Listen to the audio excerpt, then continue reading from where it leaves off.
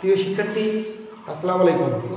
আজকে আমরা গতি অধ্যায়ের কিছু ক্রিটিক্যাল ম্যাথ খুব সহজে সমাধান করব। যেমন নিক্ষিপ্ত বস্তুর ক্ষেত্রে কি কি বিষয় হতে পারে এবং কোন কোন ভাবে কোন প্রশ্ন সমাধান করতে হবে সেই বিষয়ে আলোকপাত করব। আমরা পিছনে একটি প্রশ্ন লিখে রাখছি। 50 মিটার পার সেকেন্ড বেগে কোনো বস্তুকে খাড়া উপরের দিকে নিক্ষেপ করা হলো। প্রশ্ন 1, বস্তুটি সর্বোচ্চ কত উচ্চতায় উঠবে? প্রশ্ন 2, বস্তুটি সর্বোচ্চ উচ্চতায় উঠতে কত সময় লাগবে? প্রশ্ন 3, বস্তুটি কত সময় পর মাটিতে ফিরে আসবে? অর্থাৎ একটা বস্তুকে 50 মিটার পার সেকেন্ড বেগে খাড়া উপরের দিকে নিক্ষেপ করা হলো। সেই বস্তুটি সর্বোচ্চ কত উচ্চতায় উঠবে, কত সময় লাগবে উঠতে এবং কত সময় পর আবার পুনরায় মাটিতে বস্তুটি ফিরে আসবে। এই অঙ্কগুলো বা এই গাণিতিক সমস্যাগুলো খুব সহজে আমরা সমাধান করতে পারব। প্রথমেই বলে রাখি, নিক্ষিপ্ত বস্তুর ক্ষেত্রে আমাদের সর্বদা মনে রাখতে হবে শেষ বেগ শূন্য। অর্থাৎ যখন বস্তুকে নিক্ষেপ করা হয় তখন বস্তুটির শেষ বেগ শূন্য হওয়া মাত্রই বস্তুটি পুনরায় পৃথিবীর দিকে বা ভূপৃষ্ঠের দিকে পতিত হয়। তাই নিক্ষিপ্ত বস্তুর ক্ষেত্রে শেষ বেগ শূন্য। আমরা গত ক্লাসে নিক্ষিপ্ত বস্তুর ক্ষেত্রে সমীকরণ নিয়ে কথা বলছি এবং সেখানে 3টি সমীকরণ লিখেছি। সেখান থেকে একটি একটি করে সমীকরণ নিয়ে আমি গাণিতিক সমস্যা 3টি সমাধান করব। প্রথমে আমরা চলে যাই 1 নং প্রশ্ন, অর্থাৎ বস্তুটি সর্বোচ্চ কত উচ্চতায় উঠবে। আচ্ছা, প্রথমে আমরা 1 নং প্রশ্নের সমাধান। আমাদের খেয়াল করতে হবে মূল উদ্দীপক কি। এত বেগে কোনো বস্তুকে খাড়া উপরের দিকে নিক্ষেপ করা হলো, অর্থাৎ বস্তুটির আদিবেগ 50। আদিবেগ কত? 50। দেয়া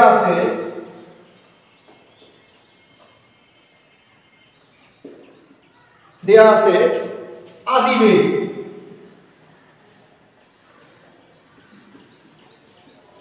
আদিবেগকে আমরা কি দিয়ে প্রকাশ করি? ইউ। ইউ সমান 50 মিটার পার সেকেন্ড। আগে আমরা জানি নিক্ষিপ্ত বস্তুর শেষ বেগ শূন্য। তাহলে শেষ বেগ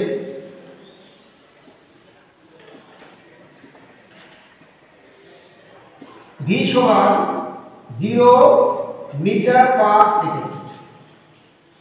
পৃথিবী থেকে কোনো বস্তু উপরের দিকে উঠবে অথবা নামবে, এই ক্ষেত্রে অবশ্যই আমাদেরকে অভিকর্ষ ত্বরণ জি ব্যবহার করতে হবে।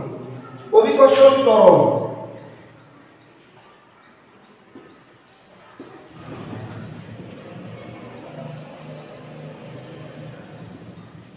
জি সমান 9.8 মিটার পার সেকেন্ড স্কয়ার। এখন আমাদের বের করতে হবে কি? উচ্চতা। আমরা জানি উচ্চতাকে এইচ দ্বারা প্রকাশ করা হয়। অতএব উচ্চতা এইচ সমান যা নির্ণয় করতে হবে, বা আমরা সহজে লিখতে পারি হট চিহ্ন দিতে পারি। এইচ সমান হট। তাহলে আমরা খেয়াল করি ইউ, ভি, জি এবং এইচ, এই 3টি বিষয়। আরেকটা জিনিস খেয়াল রাখবো, যখন সময় দেওয়া না থাকবে তখন গতির সময় ছাড়া যে সমীকরণটা আছে, অর্থাৎ ভি স্কয়ার সমান ইউ স্কয়ার মাইনাস 2gh। কেন মাইনাস দিলাম? নিক্ষিপ্ত বস্তুর ক্ষেত্রে ত্বরণ ঋণাত্মক হয়, এই কারণে নিক্ষিপ্ত বস্তুর সমীকরণ আমরা লিখতে পারি, আমরা জানি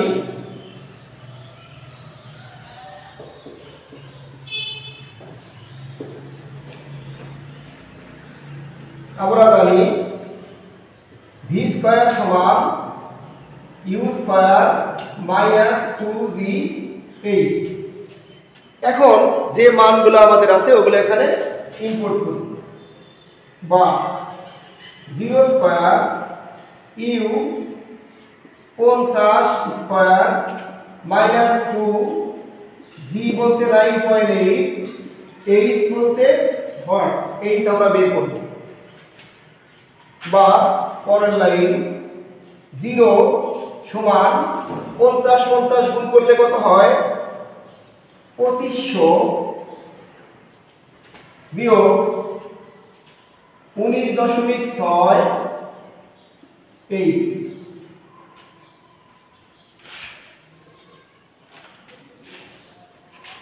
বা ওইটাকে বামে নিয়ে আসলাম 19.6 এইচ সমান 2500, বা এইচ সমান 2500 ভাগ 19.6। এখন এই মানটা হিসাব করলে আমরা বস্তুটি সর্বোচ্চ কত উচ্চতায় উঠবে তা বের করতে পারবো। আমরা একটি ক্যালকুলেটর নিলাম, এখানে আমরা মানটা বসিয়ে দেব। 2500 ভাগ 19.6 সমান 127.55 সমান 127.55। এই মানটা এত মিটার। আমরা জানি দূরত্ব বা উচ্চতার একক মিটার। প্রশ্ন 1 শেষ। এখন আসি 2 নং প্রশ্নের ক্ষেত্রে।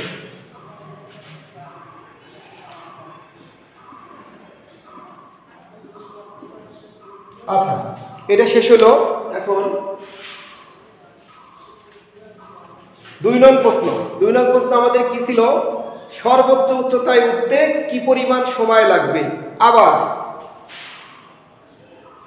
দেওয়া আছে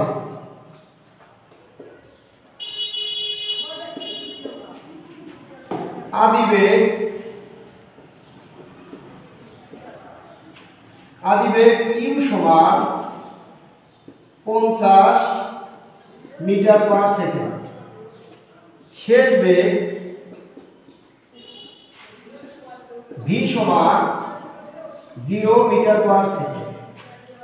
অনুরূপভাবে জি সমান 9.8 মিটার পার সেকেন্ড স্কয়ার। অর্থাৎ ত্বরণের মান নির্দিষ্ট আমরা জানি এই মানটা। এখন আমাদের বের করতে হবে কি সময়, সর্বোচ্চ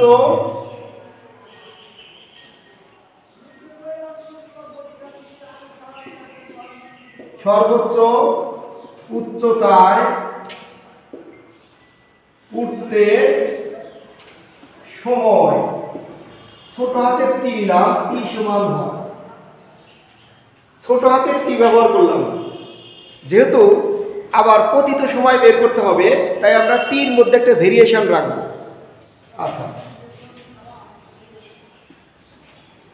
এখন দেখি ইউ ভি জি টি এই তিনটা মিলে খেয়াল করে দেখো আমাদের নিক্ষিপ্ত বস্তুর যে 3টি সমীকরণ আছে তার 1 নং সমীকরণের সাথে ম্যাচ করে, যেখানে ইউ ভি টি জি তিনটি ওখানে উপস্থিত। অতএব আমরা 1 নং সূত্রটা প্রয়োগ করে দিই।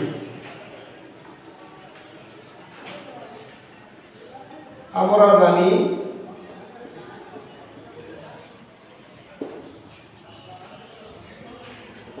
ভি সমান u minus g t, v সমান ইউ মাইনাস জি টি, বা ভির মান 0, ইউ এর মান 50, জির মান 9.8 গুণন টি, বা 0 সমান 50 মাইনাস 9.8 টি, বা 9.8 টি সমান 50। অতএব টি সমান 50/9.8। এখন টি এর মান এখানে ক্যালকুলেশন করলেই পাওয়া যাবে। আমরা দেখি এই মানটা কত হবে। 50/9.8 সমান 5.102 সমান 5.102 সময়ের একক সেকেন্ড।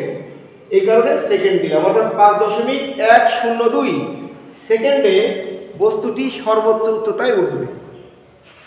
অনুরূপভাবে 3 নং কোশ্চেন আমরা সলভ করব, দেখি। তবে বলে রাখি, কোনো বস্তুকে, নিক্ষিপ্ত বস্তুকে বা কোনো বস্তুকে খাড়া উপরের দিকে নিক্ষেপ করলে বস্তুটি যত সময়ে উপরে উঠবে ঠিক একই সময়ে নিচে নেমে আসবে।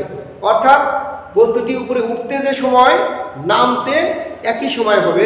এই কারণে অর্থাৎ পূর্বের সময়টাকে যদি আমরা 2 দিয়ে গুণ করি তাহলে পুরো পতিত সময়টা পাওয়া যাবে। অর্থাৎ নিক্ষিপ্ত এবং পতিত টোটাল সময়টাকে আমরা 2 গুণ করে লিখতে পারবো। আরেকটা ভাবে লিখতে পারি, আমরা শর্টকাট একটি সূত্র বানাইতে পারি।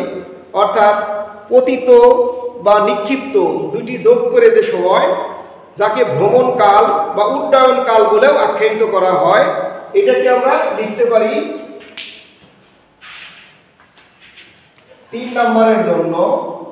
তাহলে 3 নম্বরে নিক্ষিপ্ত সময় এবং পতিত হওয়ার সময় দুইটা সমান হওয়ায় আমরা বলব কোনো বস্তুকে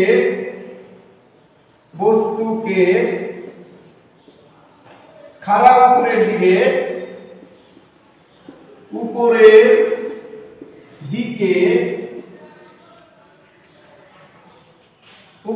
দিকে নিক্ষেপ করলে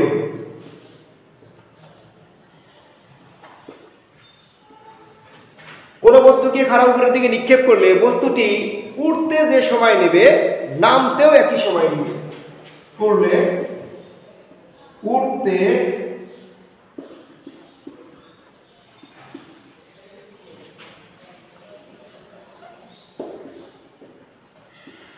নিবে এবং নামতেও একই সময় নিবে, অর্থাৎ উঠতে যদি 2 সেকেন্ড লাগে, বস্তুটির নামতেও 2 সেকেন্ড লাগবে। উঠতে যদি 5 মিনিট লাগে, বস্তুটির নামতেও 5 মিনিট লাগবে। এই কারণে আমরা 2 নং সূত্রকেই মডিফাই করে লিখতে পারি পতনকাল বা উড্ডয়নকাল বা ভ্রমণকাল তথা পতিত বস্তুর সময়।